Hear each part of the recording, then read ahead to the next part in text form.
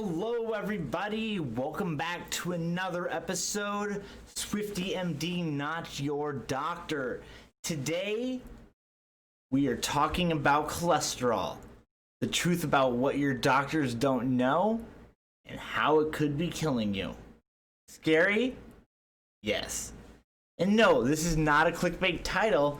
This is something I actually stumbled upon while talking to my physician when we did some recent blood work and we're looking at my cholesterol. Now my cholesterol was a little high. This could be due most likely to my eating habits, but it could also be genetic. My physician, great looking dude, in shape, but he has some high triglycerides, high cholesterol, and it's most likely due to a genetic component. But the reason for this discussion is we're measuring cholesterol all wrong. We're treating it the same way, but our endpoint that shows us how well we're treating it is the wrong thing. And this is very dangerous when it comes to treating cholesterol because unchecked cholesterol increases our risk of cardiovascular disease, cardiovascular events such as heart attack or stroke, and possibly death.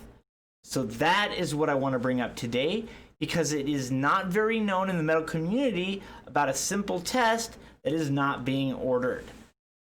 Let's first talk a little bit about cholesterol. The lie. There is good cholesterol and there is bad cholesterol. There's only cholesterol. What they're talking about when they say good cholesterol and bad cholesterol is the little bubbles in which cholesterol is transported. Cholesterol is transported with triglycerides, and the density is the ratio between triglycerides and cholesterol. We start out at the very, very low dense, and we get down to high density, with more cholesterol being the high dense. We label these as good and bad cholesterols, with LDL being the bad and HDL being the good. Let's go across the functions of these. HDL is a little membrane ball with a protein on it, a lipoprotein, that actually pulls cholesterol out of our tissues. That is considered good because it is removing cholesterol. LDL, it is a little membrane ball that has a protein that deposits cholesterol. And that is considered bad because if we get deposits of cholesterol in, say, our blood vessels, those thicken, rupture, cause a clot, then we can have a heart attack and stroke. Hence why we call it the bad cholesterol. Now, under normal circumstances, our body doesn't create anything bad for no reason. The reason LDL is labeled bad is because it has the possibility of depositing cholesterol in places where it shouldn't be, for example, blood vessels. LDL, the little molecule, is very susceptible to poisoning or damaging. This damaging comes in the form of nicotine, alcohol, and even sugar.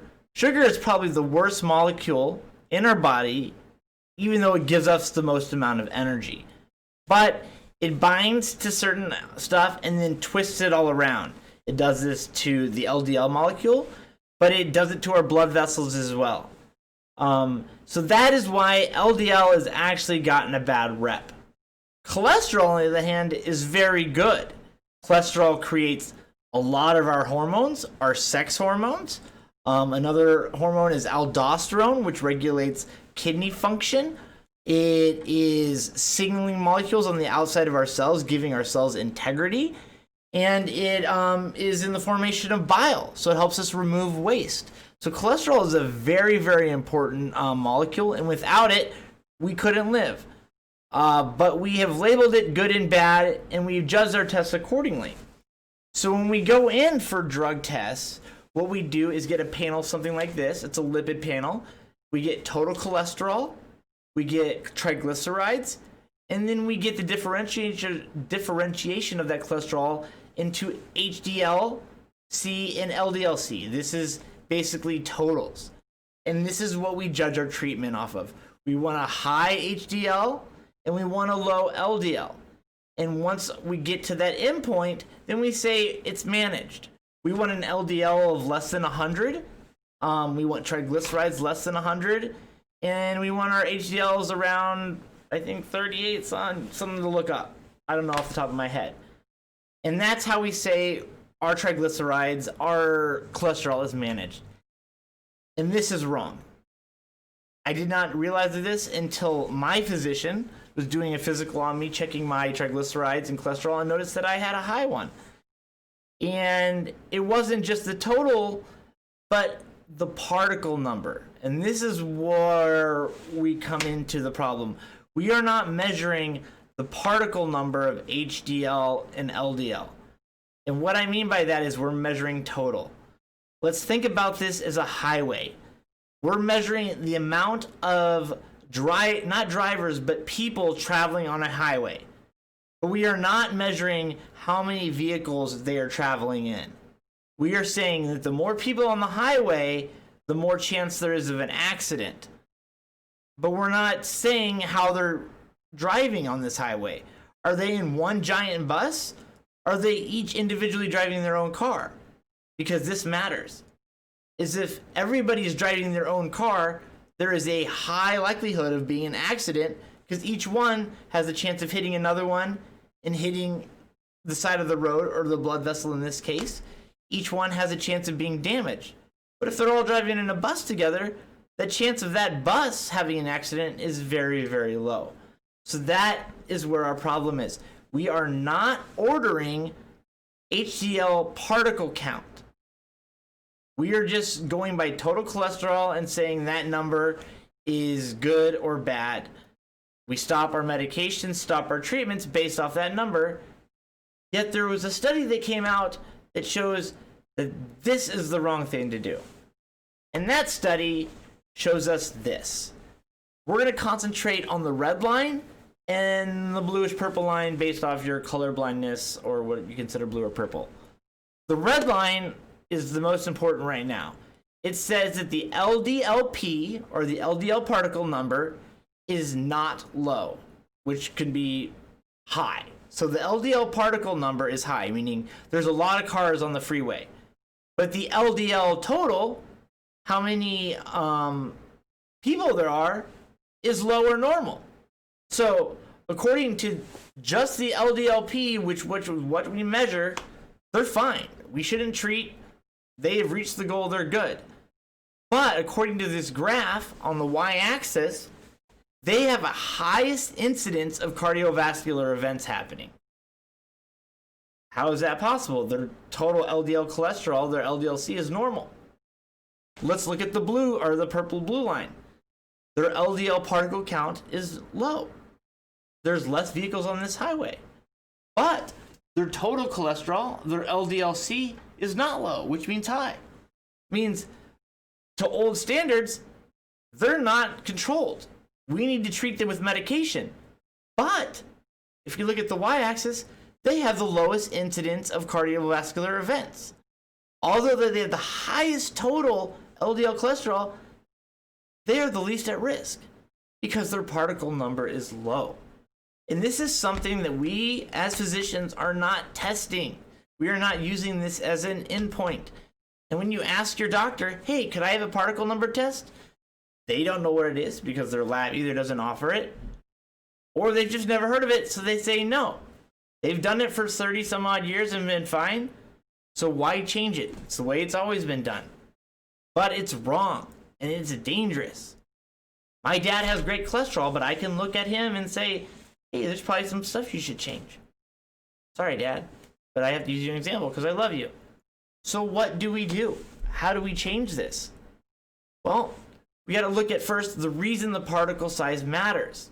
Like I said, if we pretend the LDL particles are cars on the highway and the total LDL are the people in the cars, the more cars that are on the road, the greater the chance of an accident. If everybody carpools, then there's a less risk of a crash. This is the same for cholesterol. So we got to think about what makes LDL dangerous. It's not LDL by itself that's bad. LDL delivers cholesterol to the tissue, and cholesterol is important for all of our functions. But it's easily damaged. What damages LDL? Nicotine, sugar, alcohol, and other types of oxidants or poisons in our body. Now, Not everybody smokes or drinks, but I know everybody eats sugar. And sugar is a bitch. Not only does it make you fatter, but whenever it binds to something, it twists it up. It creates potholes on your freeways. It glycosylates everything and just basically damages everything. It makes it stickier. So that LDL molecule that is highly dense in cholesterol is going to bump against the blood vessel and deposit it there. We don't want that. So what we need to do is cut back these things if we can, or lower the number of cholesterol that we intake. But remember, cholesterol is important. So how do we lower our cholesterol? Well, a while ago, some genius came up with a drug called Lipitor. And this guy was the bee's knees. Everybody loved him. He got the equivalent of what nerdy scientists get in pop culture. But these drugs like Crestor have some side effects. What they do is shut down the cell's natural ability to make its own cholesterol molecule. And then what that causes is the cell to pull in cholesterol from the blood, hence lowering blood cholesterol. It was genius. But it has side effects. One of the major side effects is rhabdomyolysis, which is the breakdown of muscle. When your muscle breaks down, it releases harmful enzymes. It also releases a chemical called myoglobin. Sound familiar? Hemoglobin, the chemical or the molecule that carries oxygen around your blood. Pretty much the same thing. Carries oxygen in your muscle cells. But our kidneys don't like this. So when we get rhabdomyolysis, which is a very common serious side effect for a statin medication, it can cause kidney failure. So when we're treating our patients, we want to make sure that our end goal is correct. We also want to make sure that we're using the correct medication, if even need be. But according to that graph that I showed earlier, that the person with the highest incidence of cardiovascular death actually has a normal LDL cholesterol because they're not ordering the right test. So what do? How do we talk to our doctor? We can ask them. Luckily, my doctor taught me. But my mother, who sees a general practitioner as well as a cardiologist, well, not a cardiologist per se, but is a nurse practitioner because she can't see the cardiologist for some reason, she's mentioned this to her, but they're not familiar with the test. Maybe the hospital's lab doesn't order the test, but it's available. Quest Diagnostic is a lab that you can go to on your own and order tests for paying out of pocket. They order it. It's a very easy test. So be persistent when you want to get this test, because this is the correct endpoint that we need to be measuring to see if our cholesterol is under control. If you're on a statin medication especially, you don't want to go until your LDL is within the guidelines of less than 100. You want to go until your particle count is low enough. Because what are we trying to prevent? Stroke and heart disease. Another way we can do this is be healthy. How do we decrease our particle size? Well, cholesterol is transported with triglycerides. So increasing our good fats or increasing our triglycerides, the bigger bubble we make of a triglyceride molecule, it's going to pack the cholesterol in there with that. So we want one big bus, not tiny little smart cars everywhere. So lower carb intake, increase our good fats, and that'll help lower our cholesterol. Basically everything that we need to be healthy. We don't need these white coats. We don't need education. We don't really even need doctors. What we need is to go back and pay attention in kindergarten. We need to eat healthy. Back in the day when I went, it was the food pyramid. May not be correct now, but at least it said eat healthy.